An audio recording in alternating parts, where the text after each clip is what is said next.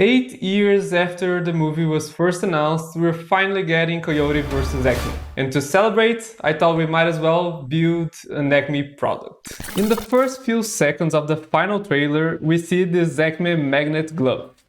And it pretty much immediately caught my eye, so that's what I want to try building today. One thing to note is that the magnets here on the glove look a lot like real-life electromagnets. The main difference being that this black part here seems to be kind of like a light in Acme's magnet glove. That's a pretty good choice because I don't want to explode in the process of making this video, okay? So here is the electromagnet that I got online. But before we talk about that, let's talk a little bit about this part here. So this is a USB power supply that Norm from Tested recommended a long time ago in a YouTube video. Basically, we can plug it into any USB port, like a power bank. And it's adjustable. It goes from 0.5 all the way to 30 volts. And if I'm not mistaken, it has 15 watts of power, which is plenty for a lot of applications, such as in this case. So now let's turn it on and talk a little bit about the electromagnet itself. As the name says, electromagnets are magnets powered by electricity. So if I pick, for example, a screwdriver bit and place it here, it will stick. Or I could even lift the entire screwdriver from the electromagnet, as you can see. And then if I turn off the power, the magnet lets go. It also comes with this screw here for us to attach it somewhere.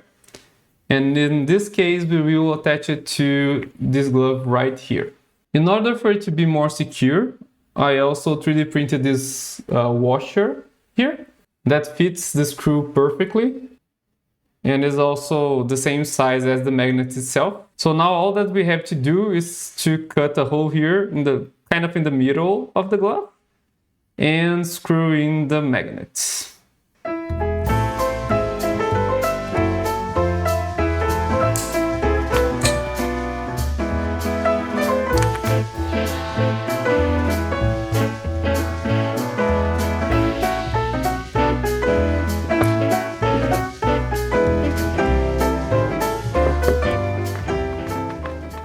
Okay, there we go. And then if we plug it in, should be able to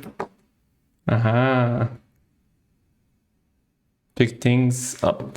And then if I turn it off, I can let it go. Okay, so this was pretty straightforward. However, I only installed one electromagnet. In the movie, it has 5, if I'm not mistaken, because Coyote only has 4 fingers. However, I won't be installing more. Mostly because even though this is pretty small, it's still a bit big and it would be way harder to install on the fingers. And also because these things ain't so cheap, so I only got one, okay?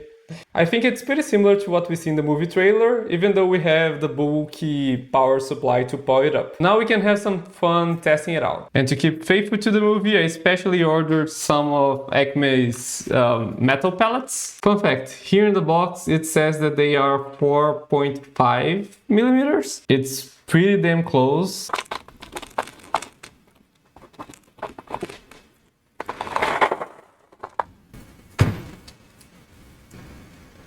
Turning the glove on. So now if we get it close to the pellets,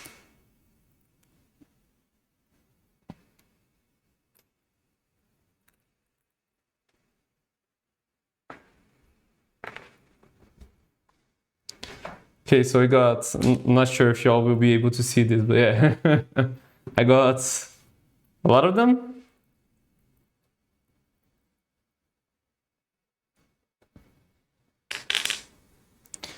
And then if I turn the glove off, it should detach. You can kind of read there that this magnet is rated for 5 kilograms, which is quite a bit, but this magnet is actually pretty weak. It can't actually attract things from a distance, as in the movie.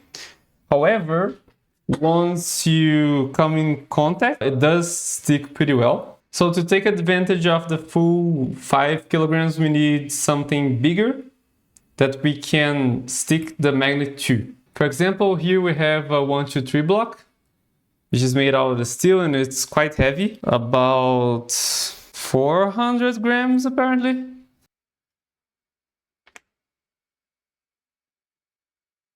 And then I can lift it up, stuck in there pretty securely. I mean, the fabric is like pulling pretty hard, but the magnet doesn't seem like it's going anywhere, as you can see there.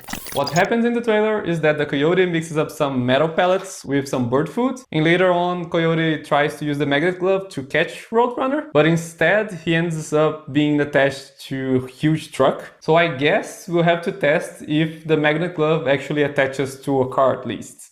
So here's my car. The glove's already turned on. This time I'm powering it using this tiny power bank here. And let's see if it actually latches onto the car.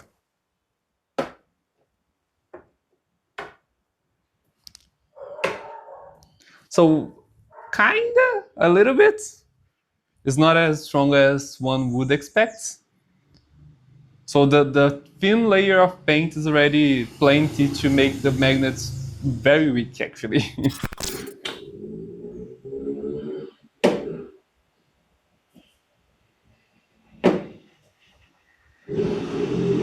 Since Acme's magnet glove clearly uses electromagnets, the most critical and fatal design flaw in the design for me is that there's no way to turn it on and off apparently. So that's what makes it so dangerous. So it does make the Coyote's case for suing the company even stronger. But yeah, that's it for today. I hope you all enjoyed the video and I'll see you guys next time.